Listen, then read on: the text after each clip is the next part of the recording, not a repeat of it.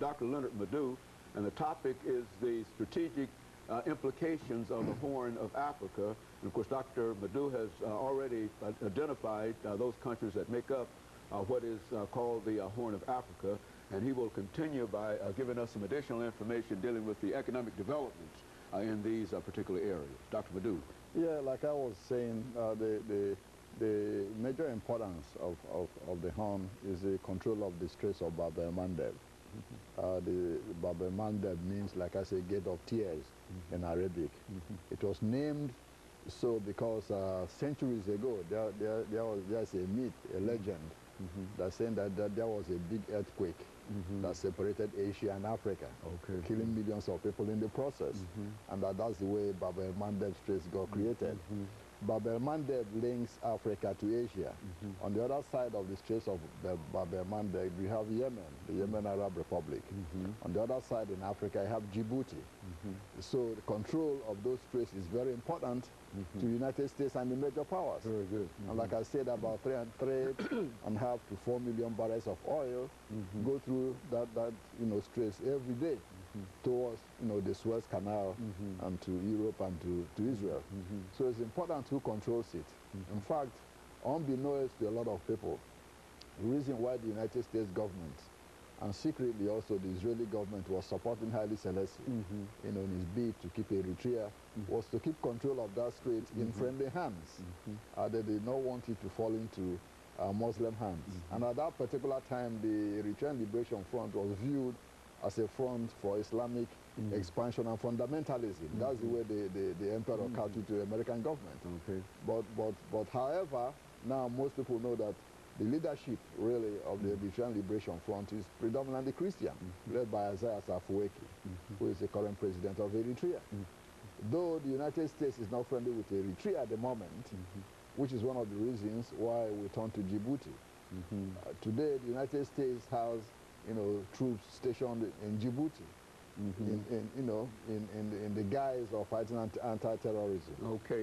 But however, the reason for that is to keep an eye on the Straits of Bab el-Mandeb, to make sure that flow of oil is not disturbed through that channel. They've already identified that as what they have to do. The United States has already identified that as what must be done. Is that what we're saying? Absolutely, absolutely. And the Kagnu Air Force Base, in Eritrea, which has Haile Selassie signed over to the U.S. in 1953, is no more very important as he used to, with the proliferation of satellites and all that, though it's still important to an extent.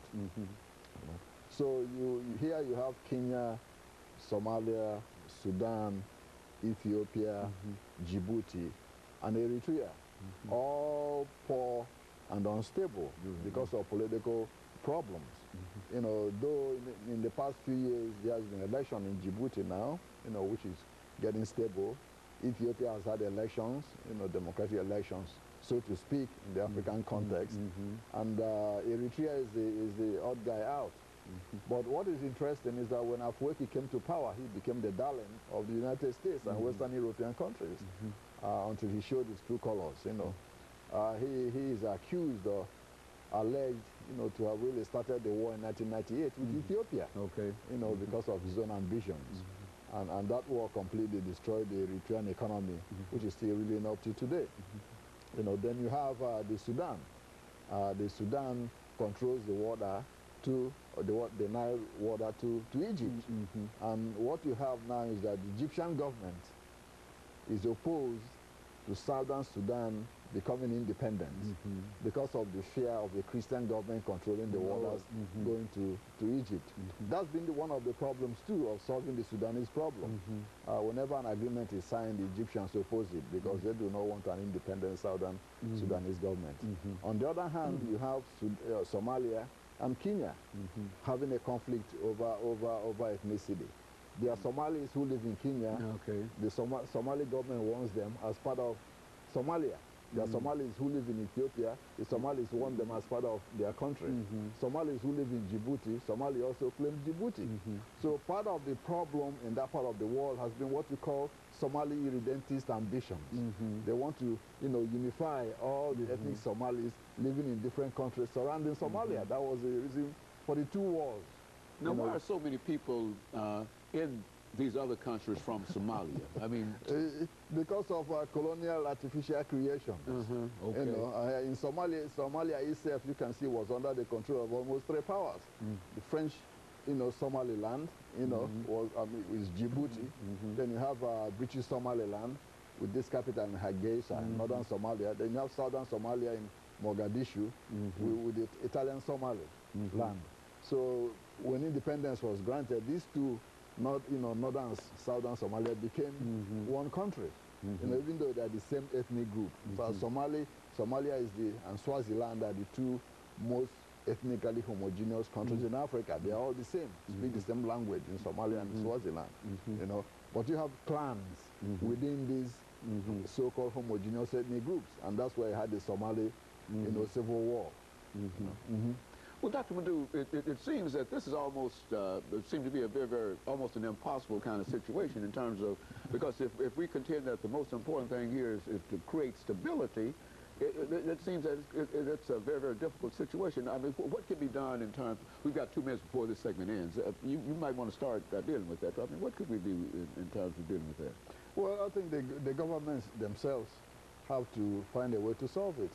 The problem is that most of the governments themselves in Africa thrive on ethnic division, so they can stay in power. Most of them are not interested in solving these problems, because solving these problems means the rationale for them being in power will be removed. So they're interested in fanning these embers in order to stay in power. When we come to the elections in Kenya, then you know, some of these things can be cleared out, and you can see how ethnicity plays a role in who governs. So that's really the major problem, is the leaderships themselves being able to you know, break this cycle of ethnic dependency as a tool to political power. And so over the last 45 seconds that we have for this particular segment, when we come back, we'll allow you to further elaborate upon this. But in the meantime, it seems that this is almost an impossible kind of situation, but it has been said that the United States is playing a real part in terms of holding up many of these governments that you think ought not to be in power.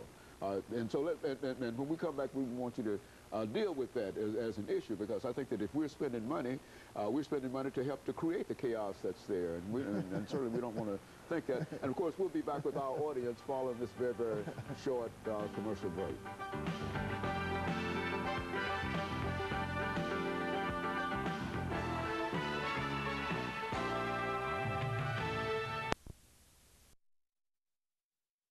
Talking to Dr. LMadu2.